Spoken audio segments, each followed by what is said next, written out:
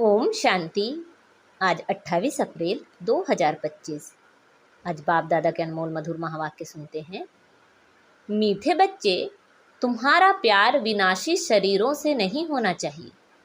एक विदेही से प्यार करो, देह को देखते हुए नहीं देखो। आज के मुरली में प्रश्न है, बुद्धि को स्वच्छ बनाने का पुरुषार्थ क्या है? स्वच्छ बुद्धि की निशानी क्या होगी? उत्तर है, देही अभिमानी बनने से ही बुद्धि स्वच्छ बनती है। ऐसे देही अभिमानी बच्चे अपने को आत्मा समझ एक बाप को प्यार करेंगे, बाप से ही सुनेंगे। लेकिन जो मूढ़मती हैं वह देह को प्यार करते हैं, देह को ही श्रृंगारते रहते हैं। ओम शांति। ओम शांति किसने कहा और किसने सुना? और सत्संगों में तो जिज्ञासु सुनते हैं, महात्मा व गुरु आदि ने सुनाया ऐसे कहेंगे। यहाँ परमात्मा ने सुनाया और आत्मा ने सुना, नई बात है ना। देही अभिमानी होना पड़े। कई यहाँ भी देह अभिमान में बैठते हैं। तुम बच्चों को ही देही अभिमानी हो बैठना चाहिए। मैं आत्मा इस शरीर में विराजमान हूँ। शिव बाबा हमको समझाते हैं, यह बुद्धि में अच्छी तरह याद रहना चाहिए। मुझ आत्मा का कनेक्शन है परमात्मा के साथ। परमात्मा आकर इस शरीर द्वारा सुनाते हैं। यह दलाल हो गया, तुमको समझाने वाला वह है, इनको भी वर्षा वह देते हैं। तो बुद्धि उस तरफ जानी चाहिए। समझो, बाप के 5-7 बच्चे हैं, उन्हों का बुद्धि योग बाप तरफ रहेगा ना, क्योंकि बाप से वर्षा मिलना है। भाई से वर्षा नहीं मिलता, वर्षा हमेशा बाप से मिलता है। आत्मा को आत्मा से वर्षा नहीं मिलता। तुम जानते हो, आत्मा के रूप में हम सब भाई भाई हैं। हम सब आत्माओं का कनेक्शन एक परम पिता परमात्मा के साथ है। वह कहते हैं, मामे कम याद करो। तुम एक के साथ ही प्रीत रखो, रचना के साथ मत रखो। देही अभिमानी बनो। मेरे सिवाय और कोई देहधारी को याद करते हो तो इसको कहा जाता है देह अभिमान। भले यह देहधारी तुम्हारे सामने है, परंतु तुम इनको नहीं देखो। बुद्धि में याद उनकी रहनी चाहिए।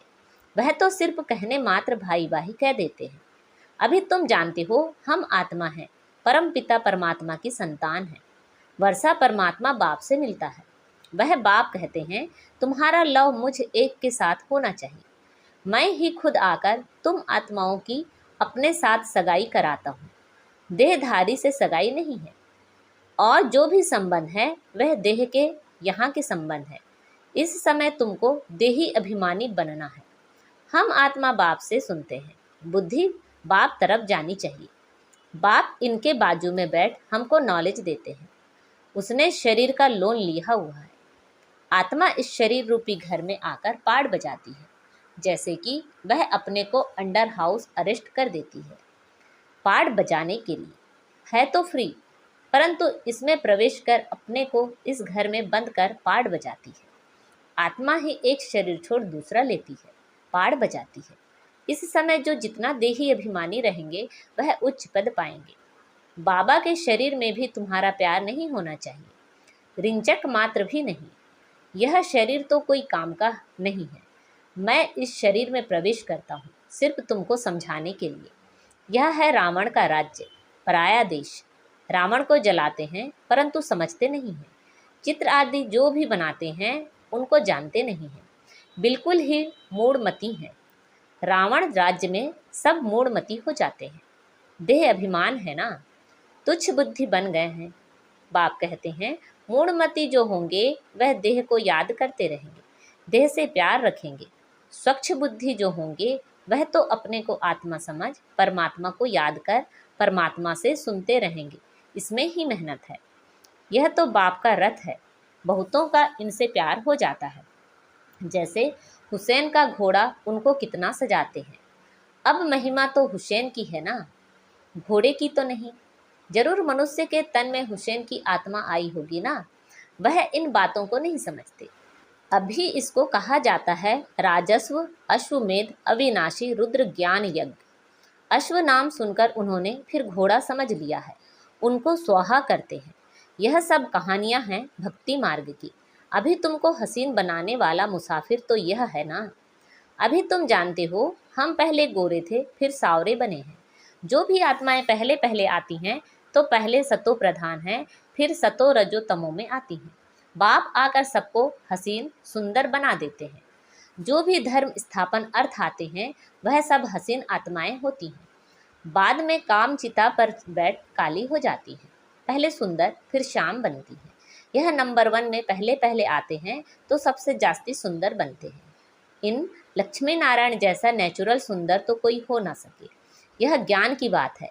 भल क्रिश्चियन लोग भारतवासियों से सुंदर गोरे हैं क्योंकि उस तरफ के रहने वाले हैं, परंतु सतयुग में तो नेचुरल ब्यूटी है।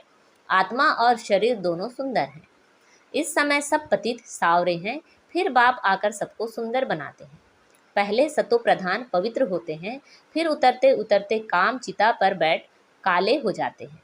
अब बाप आया है सभी आत्माओं को पवित्र बनाने। बाप को याद करने से ही तुम पावन बन जाएंगे। तो याद करना है एक को, देहधारी से प्रीत नहीं रखनी है।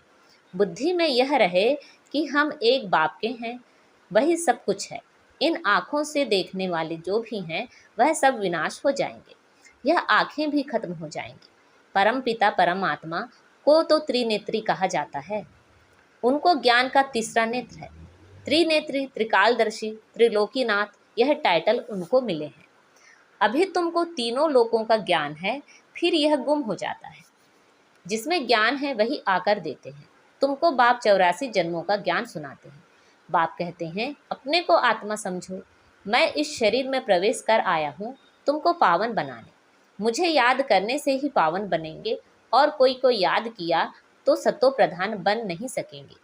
पाप कटेंगे नहीं तो कहेंगे विनाश काले विपरीत बुद्धि विनश्यन्ति। मनुष्य तो बहुत अंधश्रद्धा में है, देहधारियों में ही मोह रखते हैं। अब तुमको देही अभिमानी बनना है, एक में ही मोह रखना है। दूसरे कोई में मोह है तो गोया बाप से विपरीत बुद्धि है। बाप कितना समझाते हैं, मुझ बाप को ही याद करो, इसमें ही मेहनत है। तुम कहते भी हो हम पतितों को आकर पावन बनाओ, बाप ही पावन बनाते हैं। तुम बच्चों को 84 जन्मों की हिस्ट्री ज्योग्राफी बाप ही समझाते हैं, वह तो सहज है ना। बाकी याद की ही डिफ़िकल्ट सब्जेक्ट है। बाप के साथ योग रखने में कोई भी होशियार नहीं है। जो बच्चे याद में होशियार नहीं वह जैसे पंडित हैं। ज्ञान में भल कितने भी होशियार हो, याद में नहीं रहते हो वह पंडित हैं। बाबा पंडित की एक कहानी सुनाते हैं ना, जिसको सुनाया वह तो परमात्मा को याद कर पार हो गया। पंडित का दृष्टांत भी तुम्हारे लिए है। बाप को तुम याद करो तो पार हो जाएंगे। सिर्फ मुरली में तीखे होंगे तो पार जा नहीं सकेंगे। याद के सिवाय विकर्म विनाश नहीं होंगे। यह सब दृष्टांत बनाए हैं। बाप बैठ यथार्थ रीति समझाते हैं। उनको निश्चय बैठ गया, एक ही बात पकड़ ली कि परमात्मा को याद करने से पार हो जाएंगे। सिर्फ ज्ञान होगा, योग नहीं तो उच्च पद पा नहीं सकेंगे। ऐसे बहुत हैं याद में नहीं रहते। मूल बात है ही याद की। बहुत अच्छी अच्छी सर्विस करने वाले हैं, परंतु बुद्धि योग ठीक नहीं होगा तो फंस पड़ेंगे। योग वाला कभी देह अभिमान में नहीं फंसेगा, अशुद्ध संकल्प नहीं आएंगे। याद में कच्चा होगा तो तूफान आएंगे। योग से कर्मेंद्रियां एकदम वश हो जाती हैं।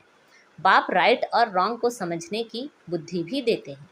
औरों की देह तरफ बुद्धि जाने से विपरीत बुद्धि विनश्यन्ति हो जाएंगे। ज्ञान अलग है, योग अलग है। योग से हेल्थ, ज्ञान से वेल्थ मिलती है। योग से शरीर की आयु बढ़ती है। आत्मा तो बड़ी छोटी होती नहीं।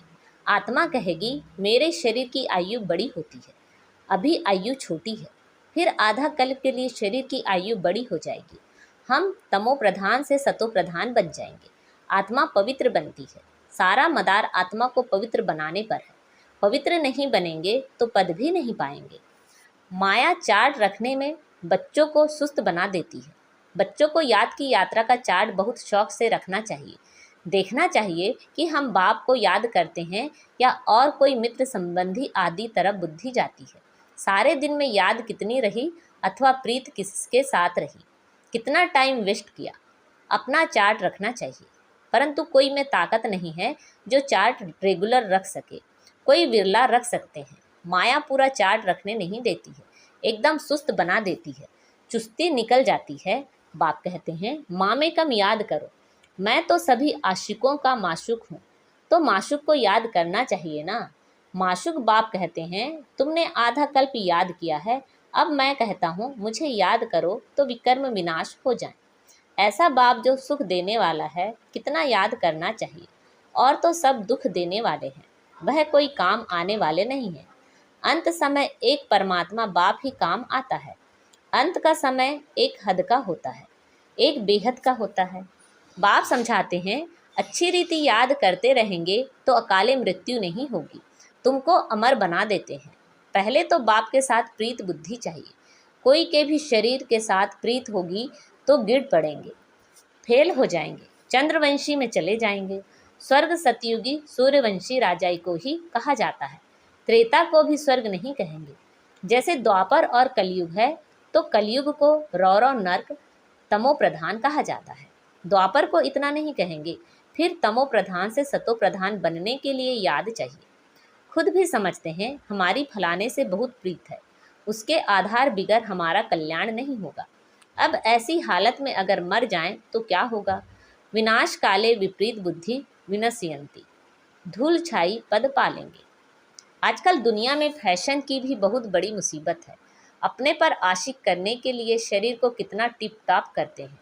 अब बाप कहते हैं, बच्चे किसके भी नाम रूप में मत फंसो। लक्ष्मी नारायण की ड्रेस देखो कैसी रॉयल है, वह है ही शिवालय, इसको कहा जाता है वेश्यालय। इन देवताओं के आगे जाकर कहते हैं, हम वेश्यालय के रहने वाले हैं।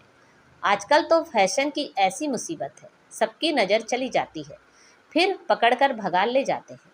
सतयुग में तो कायदे से चलन होती है, वहाँ तो नेचुरल ब्यूटी है ना, अंधश्रद्धा की बात नहीं। यहाँ तो देखने से दिल लग जाती है, फिर और धर्म वालों से भी शादी कर लेते हैं। अभी तुम्हारी है ईश्वरी बुद्धि, पत्थर बुद्धि से पारस बुद्धि बाप के सिवाय कोई बना ना सके। वह है ही रावण संप्रदाय, तुम अभी राम संप्रदाय बने हो। पांडव और कौरव एक ही संप्रदाय के थे, बाकी यादव हैं यूरोपवासी। गीता से कोई भी नहीं समझते कि यादव यूरोपवासी हैं, वह तो यादव संप्रदाय भी यहाँ कह देते हैं। बाप बैठ समझाते हैं, यादव हैं यूरोपवासी, जिन्होंने अपने विनाश के लिए यह मूसल आदि बनाए हैं। पांडवों की विजय होती है, वह जाकर स्वर्ग के मालिक बनेंगे। परमात्मा ही आकर स्वर्ग की स्थापना करते हैं। शास्त्रों में तो दिखाया है, पांडव गल मरे, फिर क्या हुआ, कुछ भी समझ नहीं। पत्थर बुद्धि है ना, ड्रामा के राज को जरा भी कोई जानते ही नहीं। बाबा के पास बच्चे आते हैं, कहता हूँ भल जेवर आदि पहनो। कहते हैं, बाबा यहाँ जेवर शोभते कहाँ हैं, पतित आत्मा पतित शरीर को जेवर क्या शोभेंगे। वहाँ तो हम इन जेवरों आदि से सजे रहेंगे, अथाह धन होगा, सब सुखी ही सुखी रहेंगे। भल वहाँ फील होता है यह राजा है, हम प्रजा हैं, परंतु दुख की बात नहीं। यहाँ अनाज आदि नहीं मिलता है तो मनुष्य दुखी होते हैं, वहाँ तो सब कुछ मिलता है। दुख अक्षर मुख से निकलेगा ही नहीं, नाम ही है स्वर्ग। यूरोपियन लोग उनको पैराडाइज कहते हैं, समझते हैं वहाँ गॉड गॉडेज रहते हैं, इसलिए उन्हों के चित्र भी बहुत खरीद करते हैं। परंतु वह स्वर्ग फिर कहाँ गया, यह किसी को पता नहीं है। तुम अभी जानते हो यह चक्र कैसे फिरता है, नई सो पुरानी, पुरानी सो नई, फिर दुनिया बनती है। देही अभिमानी बनने में बड़ी मेहनत है। तुम देही अभिमानी बनने से इन अनेक बीमारियों आदि से छूट सकेंगे। बाप को याद करने से उच्च पद पा लेंगे। अच्छा, मीठे मीठे सिखिलते बच्चों प्रति माता पिता बाप दादा का याद प्यार और गुड मॉर्निंग। रूहानी बाप की रूहानी बच्चों को नमस्ते। हम सब रूहानी बच्चों की रूहानी माता पिता बाप दादा को याद प्यार, गुड मॉर्निंग और नमस्ते। आज की मुरली से धारणा के लिए मुख्य सार हैं, किसी भी देहधारी को अपना आधार नहीं बनाना है, शरीरों से प्रीत नहीं रखनी है, दिल की प्रीत एक बाप से रखनी है, किसी के नाम रूप में नहीं फंसना है। याद का चार्ट शौक से रखना है, इसमें सुस्त नहीं बनना है। चार्ट में देखना है मेरी बुद्धि किसके तरफ जाती है, कितना टाइम वेस्ट करते हैं, सुख देने वाला बाप कितना समय याद रहता है।